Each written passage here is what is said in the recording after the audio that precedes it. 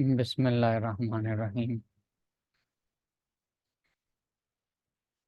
آج ہمارا سبق یہاں سے ہوگا وہ معرب و مبنی۔ حسن رحمۃ اللہ علیہ اسم کی تعریف اور اسم کی 5 خاصیات بیان کرنے سے جب فارغ ہوئے، اب یہاں سے اسم کی تقسیم بیان فرما رہے ہیں کہ اسم کی 2 قسمیں ہیں، نمبر 1 معرب اور نمبر 2 مبنی۔ پہلے حسن رحمۃ اللہ علیہ معرب، اس کی تعریف، اعراب، اس کی تقسیم بیان کریں گے، اسماء معربہ کو بیان کریں گے، ان سے فارغ ہو کر پھر آگے مبنیات کو بیان فرمائیں گے۔ اس میں مبنی کی تعریف ہوگی اور اس کی آگے اقسام بیان ہوں گی۔ پہلے معرب کی تعریف بیان کر رہے ہیں۔ فالمعرب المرکب الذی لم یشبہ یا لم یشبہ، شبیہ یشبہ، ایک دوسرے کے مشابہ ہونا، اور لم یشبہ اشبہ یشبہ اشبہ باب فعل سے، اس کا بھی یہی معنی ہے، ایک دوسرے کے مشابہ ہونا۔ لم یشبہ مبنی الاصل، یہ اسم معرب کی تعریف ہے کہ اسم معرب وہ اسم ہے جو اپنے عامل کے ساتھ مل کر آئے۔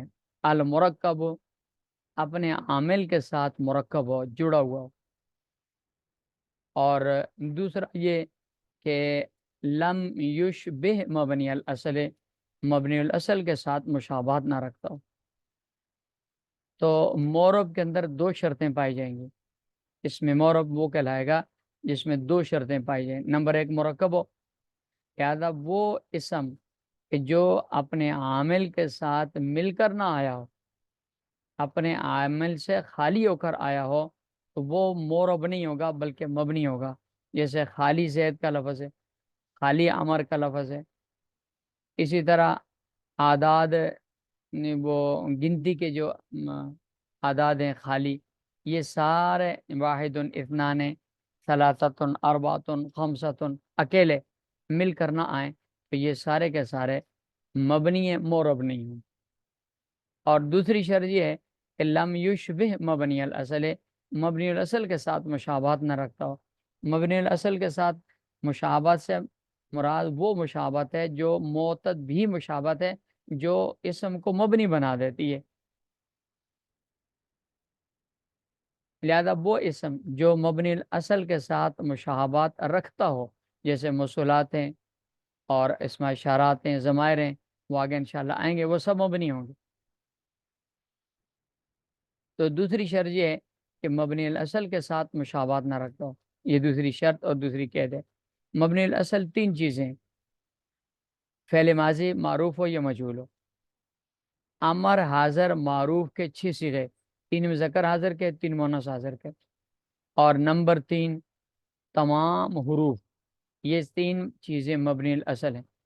جو اسم ان 3 چیزوں میں سے کسی ایک کے ساتھ اچھی خاصی مشابہت رکھتا ہو تو وہ مبنی قرار دیا جائے گا، اور جو ان میں سے کسی ایک کے ساتھ بھی مشابہت اچھی خاصی نہ رکھتا ہو، معتد بھی مشابہت، جس کی وجہ سے وہ مبنی بن سکتا ہو، تو اگر ایسی مشابہت نہیں ہے تو وہ اسم معرب کہلائے گا، مبنی نہیں ہو۔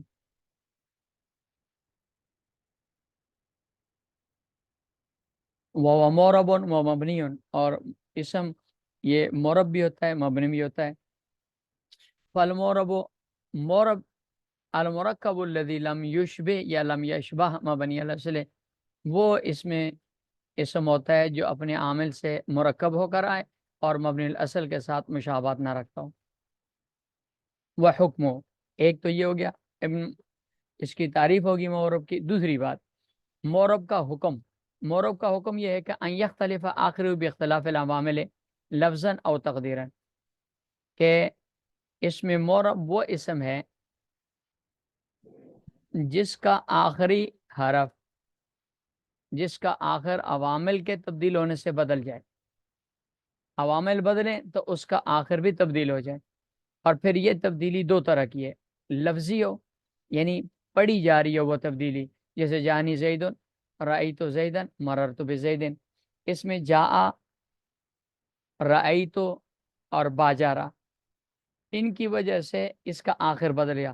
پہلے رفع تھی، مضموم تھا زیدن، اور یہ پیش پڑی جا رہی ہے. پھر نصب آدھی زیدن، یہ زبر بھی پڑی جا رہی ہے. پھر زیر آگی، کسر آگی، زیدن با کی وجہ سے، اور یہ تینوں پڑی جاتی ہیں. تو یہ اختلاف لفظی.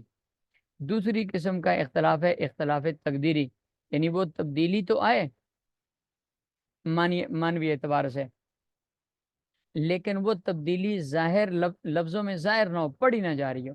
جیسے جاء موسیٰ، رأیت موسیٰ، بررت بموسیٰ، ھذا غلامی، رأیت غلامی، مررت بغلامی. اب غلامی تینوں حالتوں میں ایک ہی طرح ہے، موسیٰ تینوں حالتوں میں ایک ہی طرح ہے. حالت رفع میں پیش آتی ہے لیکن پیش پڑھی نہیں جا رہی. حکم ہے، پیش کے حکم ہے، یعنی حالت رفع میں ہے، حالت نصبی میں بھی ہے، حالت جری میں بھی ہے، لیکن وہ جر، رفع اور نصب پڑھی نہیں جا رہی. اس کو کہتے ہیں اختلاف تقدیری. تو اس کا حکم یہ ہے ان یختلف آخرہ باختلاف العوامل، عوامل کے اختلاف اور بدلنے کی وجہ سے اس کا آخر بدلتا رہے، خواہ وہ تبدیلی لفظاً ہو اور تقدیراً، یا وہ تبدیلی تقدیراً ہو. دو باتیں ہوں گی. تیسری بات الاعراب، اعراب کی تعریف بیان کر رہے ہیں. ما اختلف آخرہ به لیدل علی المعانی المعتبرۃ علیہ، یہ عبارت ٹھیک پڑھنی ہے. لیدل علی المعانی، یہ اس میں منقوص ہے، المعانی القاضی کی طرح، اعراب تقدیری ہے، الجر کسرہ تقدیری کے ساتھ ہے. آگے انشاءاللہ آ جائے گا. المعتبرۃ عبارت ہے، المعتبرۃ اس میں فاعل ہے، اعتبار باب افتعال سے اس میں فاعل کا صیغہ ہے. اعراب کی تعریف یہ ہے ما اختلاف آخرہ بھی، ما سے مراد حرف یا حرکت ہے، کہ اعراب وہ حرف اور حرکت ہے اختلاف آخرہ، ہو ضمیر مورب کی طرف راجع ہے، کہ مورب کا آخر تبدیل ہو جائے بھی، اس کی وجہ سے، اس وہ حرف اور حرکت جس کی وجہ سے مورب کا آخر تبدیل ہو جائے. لیدل، تاکہ وہ تبدیلی، اختلاف اور تبدیلی دلالت کرے علی المعانی المعتبرۃ علیہ، ان معنی پر جو طاری ہوتے ہیں، آگے یکے بعد دیگرے آتے رہتے ہیں، علیہ اے علی الاسم المعرب. یعنی اعراب کی تعریف یہ ہوئی کہ اعراب اس حرف اور حرکت کو کہتے ہیں جس کی وجہ سے معرب کا آخر تبدیل ہوتا رہے، تاکہ یہ تبدیلی ان معنی پر دلالت کرے جو اس میں معرب کے آخر میں آتے رہے. وَأَنْوَاؤُ، تین باتیں ہوں گی، معرب کی تعریف، اس کا حکم، آگے اعراب کی تعریف. تین. چوتھی بات وَأَنْوَاؤُ، اس میں معرب کا کہ اعراب کی تین قسمیں ہیں. اس میں معرب کے اعراب کی تین قسمیں: نمبر ایک رفع، نمبر دو نصب، نمبر تین جر. رفع و نصب و جر، یہ تین اعراب اس لیے ہیں کہ اس میں معرب پر جو طاری ہونے والے معنی ہوتا ہے نا، یعنی اس میں معرب کے جو حالتیں ہوتی ہیں وہ بھی تین ہیں. یا تو فاعل ہونے کی حالت میں ہوگا، یا مفعول ہونے کی حالت میں ہوگا، یا مضاف ہونے کی حالت میں ہوگا، مضاف الیہ ہونے کی حالت میں ہوگا. اگر وہ حالت فاعل ہونے کی حالت میں ہو، خواہ فاعل حقیقی ہو یا فاعل حکمی ہو، تو وہ مرفوع ہوگا. اور اگر مفعول ہونے کی حالت میں ہو، خواہ مفعولیت حقیقی ہو یا حکمی ہو، تو وہ منصوب ہوگا. یا مضاف الیہ کے ہونے کی حالت میں ہو تو وہ مجرور ہوگا.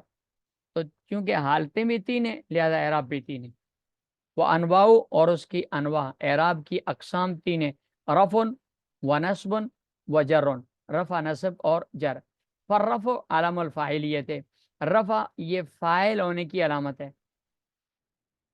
خواہ فاعلیت حقیقی ہو، جیسے اس میں فاعل یہ فاعل اور نائب فاعل کے اندر ہوتا ہے، یا فاعلیت معنوی ہو، جیسے مبتدا خبر اور دوسرے مرفوعات کے اندر ہوتا ہے. والنصب علم المفعولیت، اور نصب مفعول ہونے کی علامت ہے، خواہ مفعولیت حقیقی ہو جیسے مفاعل خمسہ میں ہوتا ہے، یا مفاعلیت معنوی ہو جیسے دیگر مفاعل اس میں ہوتا ہے، 7 مفاعل میں ہوتا ہے. والجر علم الاضافت، جبکہ جر یہ مضاف الیہ ہونے کی علامت. اللہ اچھا، یہ جو مصنف رحمۃ اللہ علیہ نے اس میں معرب کے اعراب کی 3 قسمیں بیان کی ہیں، رفع و نصب و جر. یہ متاخرین بصری حضرات کی اصطلاح کے مطابق ہے. متاخرین بصری حضرات جو ہیں وہ اس میں معرب اور مبنی کے اعراب کے الگ الگ نام لیتے ہیں. اس میں معرب کے اعراب کو رفع نصب جر کہتے ہیں، اور مبنی کے اعراب کو وہ ضمہ فتح کسرہ کہتے ہیں. آگے انشاءاللہ جب مبنی کی بحث آئے گی نا، وہاں یہی اصطلاح استعمال کریں گے مصنف. وہ اعراب ضم و نصب و جزم. تو رفع نصب جزم، رفع نصب جر یہ اس میں معرب کا اعراب، اور ضمہ فتح کسرہ یہ اس میں مبنی کا اعراب ہے. یہ تقسیم متاخرین بصری حضرات کے نزدیک. متقدمین بصری حضرات اور یہ جو دوسرے کوفی حضرات ہیں، ان کے نزدیک معرب اور مبنی دونوں کا ایک ہی اعراب ہے. وہ رفع نصب جر معرب کے اعراب کو بھی کہتے ہیں، مبنی کے اعراب کو بھی کہتے ہیں، اور ضمہ فتح کسرہ معرب کے اعراب کو بھی کہتے ہیں اور مبنی کے اعراب کو بھی کہتے ہیں. لیکن مصنف رحمۃ اللہ علیہ نے معرب کے اعراب میں بھی اور مبنی کے اعراب میں بھی متاخرین بصری حضرات کی اصطلاح کو استعمال کیا ہے. اس نے فرمایا وانواع رفع و نصب و جر. فرفع علم الفاعلیت، رفع فاعلیت کی علامت ہے، ونصب علم المفعولیت، نصب مفعولیت کی علامت ہے، والجر علم الاضافت، جبکہ جر اضافت کی علامت. معرب کی تعریف، معرب کا حکم، اعراب کی تعریف، اعراب کی اقسام، یہ 4 باتیں ہوں گی. 5ویں بات والعامل سے بیان فرما رہے ہیں. والعامل ما به يتقوم المعنى المقتضی للاعراب. یہ اس میں اس کی عامل کی تعریف ہے. 5 عامل ما اس چیز کو کہتے ہیں، ما سے مراد شے، بھی یتقوم جس کی وجہ سے پیدا ہوتے ہیں، یتقوم یوجد یحصل، پیدا ہوتے ہیں، حاصل ہوتے ہیں، المانا وہ حالتیں حاصل ہوتی ہیں، پیدا ہوتی ہیں، المقتضی للاعراب جو اعراب کا تقاضا کرتی ہیں. تو عامل کی تعریف یہ ہوئی، عامل اس چیز کو کہتے ہیں جس کی وجہ سے اس میں معرب کے اندر وہ حالت پیدا ہوتی ہے جو مذکورہ اعراب کا تقاضا کرتی ہے.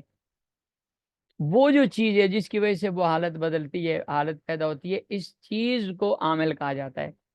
اب دیکھیں پیچھے، یعنی زیدن رأیت زیدن مررت بزیدن، یہ مثال ہم نے پڑھی. اس مثال میں دیکھو جا عامل ہے، اس نے زیدن اس میں معرب کے اندر فاعلیت والا معنی پیدا کیا، جس نے اس کے رفع اعراب کو کا تقاضا کیا اور زیدن مرفوع ہو گیا. تو یہ جا عامل ہو گیا. اسی طرح رأیت زیدن، اس میں رأیت فعل ہے جس کے ساتھ فاعل موجود ہے، یہ عامل ہے. اس نے آگے زیدن کے اندر مفعولیت والا معنی پیدا کیا، مفعولیت والی کیفیت پیدا کی. اس کیفیت اور معنی نے یہ چاہا کہ زیدن پر نصب والا اعراب آئے، تو زیدن منصوب ہو گیا رأیت زیدن. اور مررت بزیدن میں با جارا عامل ہے، اس نے زیدن کے اندر اضافت والا معنی پیدا کیا، جس نے یہ بات چاہی کہ زید اس میں معرب پر کسرہ آئے تو بزیدن مجرور ہو گیا. لہذا جا یہ بھی عامل ہے، رأیت یہ بھی عامل ہے، اور مررت بھی کے اندر با جارا یہ عامل ہے. تو چونکہ عامل ایک متعین چیز نہیں تھی، اس لیے مصنف رحمۃ اللہ علیہ نے ان کے لیے ما ان کا لفظ استعمال کیا. ما نکرا استعمال کیے، ما وہ چیز ہے، وہ چیز جا فعل بھی ہے، وہ چیز رأیت فعل بھی ہے، وہ چیز حرف جر با بھی ہے، اس طرح کی مختلف چیزیں ہو سکتی ہیں۔ تو عامل وہ چیز ہے بہی یتقوم المعنی المقتضی للاعراب، جس کی وجہ سے اس مورب میں وہ حالت پیدا ہوتی ہے، وہ کیفیت، وہ معنی پیدا ہوتا ہے جو معنی مذکورہ اعراب کو چاہتا ہے۔ یہ 5 باتیں ہوں گی اس میں مورب کے بارے میں۔ اس میں مورب کی تعریف ہوگی، اس میں مورب کا حکم بیان ہو گیا، اعراب کی تعریف ہوگی، اعراب کی اقسام بیان ہوگی، اور عامل کی تعریف ہوگی۔ اب آگے دیکھیں،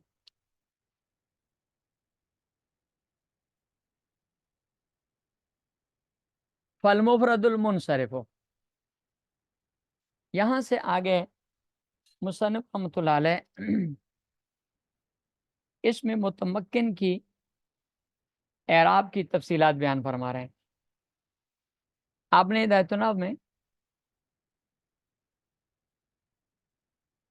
اس میں متمکن کے اعراب کی 16 قسم کی 9 صورتیں پڑھی تھیں، وہ 9 صورتیں یہیں سے لی ہوئی ہیں، کیونکہ ہدایت النحو کافیہ کا خلاصہ ہے، کافیہ سے اختصار کر کے انہوں نے ہدایت النحو لکھی۔ تو مصنف رحمۃ اللہ علیہ نے یہاں اس میں متمکن کے اعراب کی جو 16 قسمیں ہیں، ان 16 قسموں کی 9 صورتیں بیان فرمائی۔ تفصیل ان 9 صورتوں کی یہ ہے کہ بنیادی طور پر اعراب کی 2 قسمیں، اس میں مورب کے اعراب کی بنیادی طور پر 2 قسمیں۔ نمبر 1 اعراب لفظی، یعنی وہ اعراب جو لفظوں میں پڑھا جاتا ہے، نظر بھی آتا ہے، اور نمبر 2 اعراب تقدیری، کہ لفظوں میں نظر نہیں آتا، پڑھا نہیں جاتا۔ پھر اعراب لفظی کی 2 قسمیں، بالحرکت، زبر زیر پیش کی صورت میں، نمبر 2 بالحرف، الف واو یا کی صورت میں۔ تو اس طرح اعراب کی 3 قسمیں ہو گئیں۔ پہلی ابتداءً اعراب لفظی بالحرکت، نمبر 2 اعراب لفظی بالحرف، نمبر 3 اعراب تقدیری۔ پھر ان میں سے ہر ایک کی 3 صورتیں ہیں۔